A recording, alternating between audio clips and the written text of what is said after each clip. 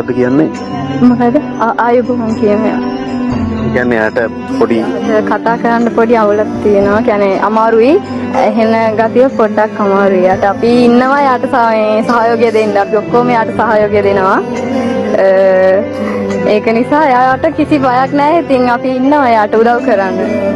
මොකද හොඳ යාළුවෝ ඉන්නවා කියන එක නේද? මං කියන දේ ඕගොල්ලෝ මං හිතනවා යාට කියලා දෙයි කියලා. හොඳ යාළුවෝ කියන්නේ හැමදාමත් ලොකු සම්පතක්. කවුරු හරි යාට ට්‍රාන්ස්ලේට් කරන්න පුළුවන් විදිහට මං ප්‍රශ්න අහන්නම් කාටද පුළුවන් යාට ඒක තේරුම් කරලා දෙන්න.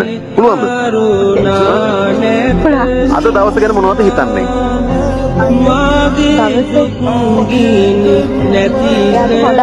එයාට ඒක හොඳයිලු.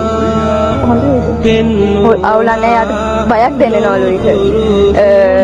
තව මොනවද කියන්නේ? තව මොනවද? තව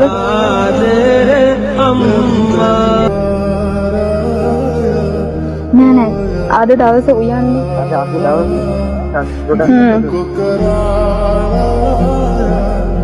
ඔක්කොම එකට එක්ක හොයලා ඉන්නවලු.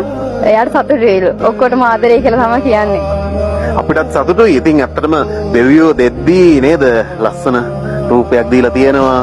එතකොට දක්ෂතාවය දීලා තියෙනවා. හැබැයි දෛවය සරදමක් කරලා තියෙනවා නේද? කමන්නේ ජය වෙන්න කියලා ප්‍රාර්ථනා කරනවා. කවුරු හරි කියන්න මං එයාට විශ් කළා කියලා. එයා ඔයාට විශ් කළාලු.